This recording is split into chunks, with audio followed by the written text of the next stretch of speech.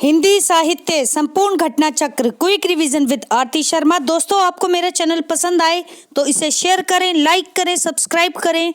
साथ ही साथ मेरे अगले वीडियोस के नोटिफिकेशंस को पाने के लिए बेल आइकन को प्रेस करें। दोस्तों, आज हम करेंगे घटना चक्र का पार्ट 127 यानी 127। तो चलिए देखते हैं अपने अगले प्रश्न। ध्यान देंगे दोस्तों। सिंधु सेज पर धरा वधु, अब तनिक संकुच बैठी सी। फिर से सुने। सिंधु सेज पर धरा वधु, अब तनिक संकुचित बैठी सी। इस अवतरण में कौन सी शब्द शक्ति है? तो शब्द शक्ति पूछी जा रही है। इसका सही उत्तर है ऑप्शन बी, व्यंजना। व्यंजना शब्द शक्ति है इस पंक्ति में। व्याख्या देखते हैं, गौर करेंगे दोस्तों, ध्यान दें।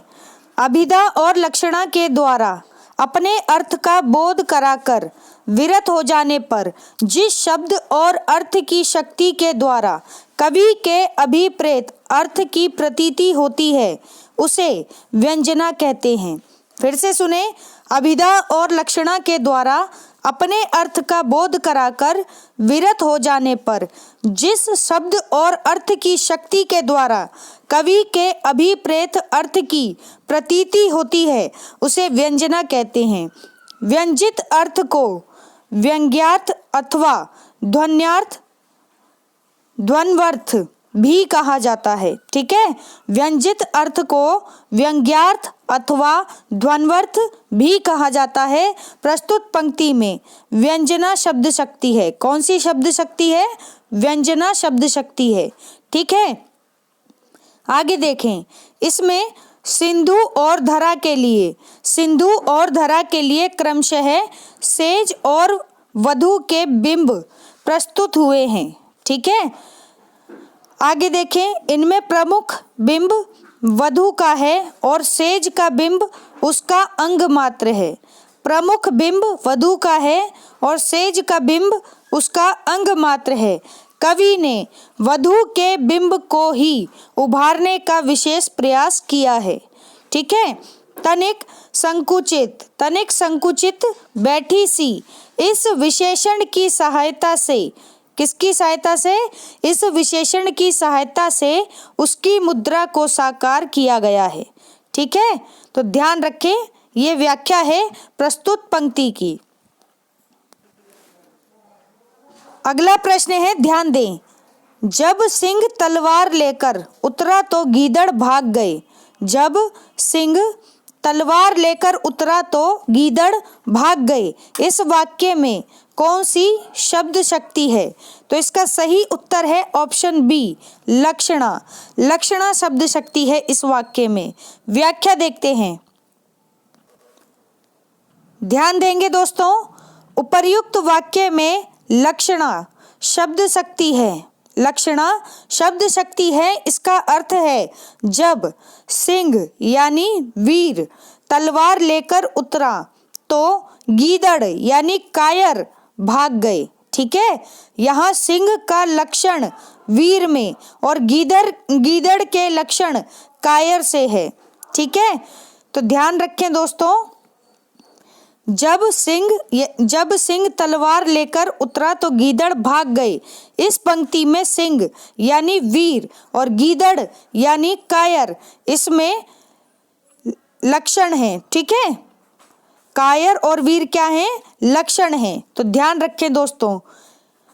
आगे देखते हैं अगला प्रश्न। गौर करेंगे दोस्तों। लक्षणा शब्द शक्ति द्वारा शब्द के जिस अर्थ का बोध होता है उसे क्या कहेंगे? तो ऑप्शन सी, इसका सही उत्तर है लक्ष्यार्थ। लक्ष्यार्थ कहेंगे। किसे? लक्षणा शब्द शक्ति द्वारा शब्द के जिस अर्थ का बोध होता है उसे क्या कहेंगे? तो लक्ष्यार्थ कहेंगे। ठीक है, ध्यान रखें। अगला प्रश्न है, ध्यान दें। मनहु उमगी अंग अंग छवि छलकई। मनहु उमगी अंग अंग छवि छलकई। तुलसी की इस पंक्ति में कौन सी शब्द शक्ति है? तो इसका सही उत्तर है ऑप्शन बी लक्षणा। लक्षणा शब्द शक्ति है। ठीक है, ध्यान रखें, पीजीटी परीक्षा 2009 का प्रश्न है। तो आप देखें, केवल साहित्य से ही प्रश्न नहीं बनेंगे, व्याकरण से भी प्रश्न बनते हैं। इसलिए व्याकरण, साहित्य पर तो अपनी कमांड रखें ही, साथ ही साथ व्याकरण को भी अपने ध्यान में रखें। ठीक है, क्योंकि हिंदी का मतलब हिंदी होता है। ठीक है, जिसमें संपूर्ण हिंदी के विकास को आप पढ़ेंगे, फिर चाहे वह भाषा हो, व्याकरण हो, साहित्य हो। ठीक है, प्रश्न की व्याख्या देखते हैं दोस्तों, ध्यान देंगे। प्रस्तुत पंक्तियों में राम की शोभा का वर्णन करते हुए, किसकी शोभा का वर्णन करते हुए? राम की शोभा का वर्णन करते हुए कवि कहता है, ठीक है, क्या कहता है?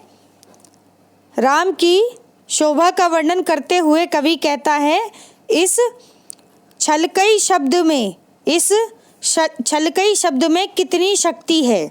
ठीक है, व्यापार को कैसा गोचर रूप प्रदान करता है। ठीक है, फिर से सुने, पहली बात, इन पंक्तियों में राम की शोभा का वर्णन है। ठीक है, और पंक्ति में जो छलकई शब्द है उसमें कितनी शक्ति है। ठीक, और व्यापार है, इसको कैसा गोचर रूप प्रदान किया है कवि ने। आगे देखें, इसका वाच्यार्थ अनंत तिरस्कृत है। इसका वाच्यार्थ अत्यंत तिरस्कृत है। लक्षणा से इसका अर्थ होता है प्रभूत परिणाम में प्रकट होना। प्रभूत परिणाम में प्रकट होना। पर अभिधा द्वारा इस प्रकार कहने से वैसी अनुभूति नहीं उत्पन्न हो सकती। ठीक है, अन्य महत्वपूर्ण तथ्य भी देख लेते हैं, गौर करेंगे दोस्तों अन्य महत्वपूर्ण तथ्यों पर। अभिध्यार्थ स्पष्टता कहा जा सकता है, लक्ष्यार्थ सूचित कराया जाता है, और व्यंग्यार्थ का ध्वनन ही संभव है। ठीक है, जो कथित या लक्षित ना होकर भी सहृदय द्वारा समझ लिया जाता है। ठीक है, व्यंजना के दो भेद होते हैं, कौन कौन से? शाब्दी व्यंजना और आर्थी व्यंजना।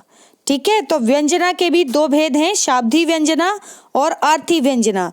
ठीक, तो फिर से सुने, अभिध्यार्थ क्या होता है कि स्पष्ट रूप से जो बात हम समझ लेते हैं वो अभिध्यार्थ है। ठीक, लक्ष्यार्थ होता है कि जिसके द्वारा किसी चीज को लक्ष्य करके हमें अर्थ को सूचित कराया जाता है। व्यंग्यार्थ क्या होता है? व्यंग्यार्थ का ध्वनन ही संभव है। ठीक है, जो कथित या लक्षित ना होने पर भी सहृदय द्वारा आसानी से समझ लिया जाता है। क्या? व्यंग्यार्थ। ठीक है, व्यंग्य करते हैं ना हम, किसी का उपहास उड़ाते हैं, तो इनडायरेक्ट वे में हम बात कहते हैं। ठीक है, और जबकि सामने वाले को सब समझ आ जाता है कि क्या कहा जा रहा है और क्या नहीं, तो वही व्यंग्यार्थ है। ठीक है, ध्यान रखें। अगला प्रश्न है, ध्यान देंगे। बनन में बागन में बगरो बसंत है। बनन में बागन में बगरो बसंत है। पद्माकर की, किसकी? पद्माकर की इस पंक्ति का अर्थ शब्द की किस शक्ति से ग्रहण किया जा सकेगा? फिर से सुने, बनन में बागन में बगरो बसंत है। पद्माकर की इस पंक्ति का अर्थ शब्द की किस शक्ति से ग्रहण किया जा सकेगा? तो इसका उत्तर है दोस्तों ऑप्शन बी, लक्षणा से। किससे? लक्षणा से। ठीक है, पीजीटी परीक्षा 2009 का प्रश्न है ये। व्याख्या देखते हैं, प्रश्न की व्याख्या देखते हैं, ध्यान देंगे। पद्माकर की प्रस्तुत पंक्ति में लक्षणा शक्ति है। कौन सी शक्ति है? लक्षणा शक्ति है। लक्षणा में शब्द का सीधा साधा अर्थ नहीं निकलता। अब ध्यान से सुने दोस्तों, जो लक्षणा शब्द शक्ति होती है उसमें किसी शब्द का सीधा साधा अर्थ नहीं निकलता। यह वह शब्द शक्ति है जिससे शब्द के लाक्षणिक अर्थ का बोध होता है। क्या होता है? शब्द के लाक्षणिक अर्थ का बोध होता है। ठीक है, इसके तीन प्रमुख तत्व हैं। कौन कौन से? पहला, शब्द के मुख्य अर्थ के ज्ञान में अवरोध। शब्द के मुख्य अर्थ के ज्ञान में अवरोध। दूसरा, मुख्यार्थ व लक्ष्यार्थ का उचित संबंध। मुख्यार्थ व लक्ष्यार्थ का उचित संबंध। तीसरा, रूढ़ि या प्रयोजन। रूढ़ि या प्रयोजन में एक होना आवश्यक। ठीक है, तो ये 3 प्रमुख तत्व हैं किसके? लाक्षणिक अर्थ के। ठीक है, ध्यान रखें। आगे देखते हैं लक्षणा शक्ति के अन्य महत्वपूर्ण तथ्य देखते हैं। गौर करेंगे दोस्तों, ध्यान दें। रीति काल के आचार्य चिंतामणि ने कहा है, क्या कहा है? जो सुनी परे सो शब्द है, समुझी परे सो अर्थ। ठीक है, जो सुनी यानी जो कुछ भी हम सुन सकते हैं वो शब्द हैं और जिसे हम समझ सकते हैं वो अर्थ है। ठीक है, इससे स्पष्ट होता है कि सुनने और समझने के बीच कोई एक कड़ी है। ठीक है, तो इससे क्या स्पष्ट होता है कि सुनने और समझने के बीच कोई एक कड़ी है जो सुनने के बाद शब्द के अर्थ को व्यंजित करती है। ठीक है, और यह कड़ी इतनी सूक्ष्म है कि शब्द और उसका अर्थ कहने भर को पृथक है। ठीक है, इसे हम शक्ति कहते हैं। क्या कहते हैं? इसे हम शक्ति कहते हैं। अगला प्रश्न है, ध्यान देंगे दोस्तों। चिर जीवौ जोरी जुरई। चिर जीवौ जोरी जुरई, क्यों ना स्नेह गंभीर। क्यों ना स्नेह गंभीर, को घटी ये वृष भानुजा। को घटी ये वृष भानुजा, वे हलदर के वीर। वे हलदर के वीर। उपर्युक्त दोहे में कौन सी शब्द शक्ति है? फिर से सुने। चिर जीवौ जोरी जुरई, क्यों ना स्नेह गंभीर, को घटी ये वृष भानुजा, वे हलदर के वीर। इसका सही उत्तर है ऑप्शन सी, व्यंजना। व्यंजना शब्द शक्ति है दोस्तों इसमें। ठीक है, प्रश्न की व्याख्या देखते हैं, ध्यान दें। उपर्युक्त दोहे में शाब्दी व्यंजना है। कौन सी व्यंजना है? शाब्दी व्यंजना है। इस दोहे में वृष भानुजा और हलदर, वृष भानुजा और हलधर शब्दों के 2 अर्थ हैं, लेकिन यहाँ वृष भानुजा का राधा, वृष भानुजा का राधा वृषभ देव की पुत्री। राधा कौन? वृषभ देव की पुत्री। ठीक है, वृष भानुजा का राधा और हलदर के वीर को बलराम यानी श्री कृष्ण के भाई के एक ही अर्थ में नियंत्रित कर दिया जाता है, किंतु इन अर्थों के साथ गाय और बैल का व्यंग्यार्थ भी निकलता है। क्या निकलता है? गाय और बैल का व्यंग्यार्थ भी निकलता है। यही अर्थ इस दोहे को सुंदर बनाए हुए है। ठीक है, समझ में आई बात? उपर्युक्त दोहे में शाब्दी व्यंजना है। एक बात आगे देखें, इस दोहे में वृष भानुजा और हलदर के शब्दों के 2 अर्थ निकले हैं, लेकिन यहाँ वृष भानुजा का राधा और हलदर के वीर को बलराम के एक ही अर्थ में नियंत्रित कर दिया जाता है, किंतु इन अर्थों के साथ गाय और बैल का व्यंग्यार्थ भी निकलता है और यही अर्थ इस दोहे को सुंदर बनाए हुए हैं। ठीक है, अगला प्रश्न है, ध्यान दें। चिर जीवो जोरी जुरई, क्यों ना स्नेह गंभीर, वही पंक्ति है। को घटी ये वृष भानुजा, वे हलदर के वीर। तो इसमें कौन सी शब्द शक्ति है दोस्तों? ऑप्शन सी, व्यंजना शब्द शक्ति है। अभी हमने पढ़ा था। ठीक है, अगला प्रश्न है, ध्यान दें। बांधा था विधु को किसने, इन काली जंजीरों से। बांधा था विधु को किसने, इन काली जंजीरों से। जयशंकर प्रसाद की इस पंक्ति का अर्थ किस शब्द शक्ति से ग्रहण होगा? तो इसका सही उत्तर है ऑप्शन बी, लक्षणा से। ठीक है, बांधा था विधु को किसने, इन काली जंजीरों से।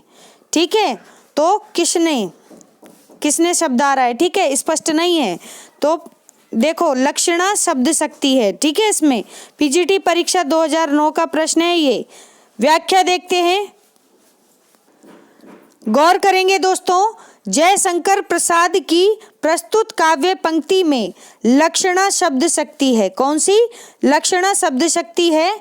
यहाँ केवल आरोप्यमान विधु यानी उपमान का कथन है। फिर से सुने, जिसमें केवल आरोप्यमान विधु जो कि उपमान है का कथन है, जहाँ केवल उपमान का वर्णन हो। अब ध्यान से सुने, जहाँ केवल उपमान का वर्णन हो और उपमेय लुप्त हो जाए, वहाँ साध्य वासना गौड़ी प्रयोजनवती लक्षणा होती है। कौन सी लक्षणा होती है? साध्य वासना गौड़ी प्रयोजनवती लक्षणा होती है, ठीक है। तो दोस्तों हमारा आज का ये वीडियो यहीं समाप्त होता है। Thanks for watching. अगर आपको मेरे वीडियोस पसंद आ रहे हैं तो इन्हें लाइक करें, शेयर करें, मेरे चैनल को सब्सक्राइब करें। साथ ही मेरे अगले वीडियोस के नोटिफिकेशंस को पाने के लिए बेल आइकन को प्रेस करें। धन्यवाद दोस्तों।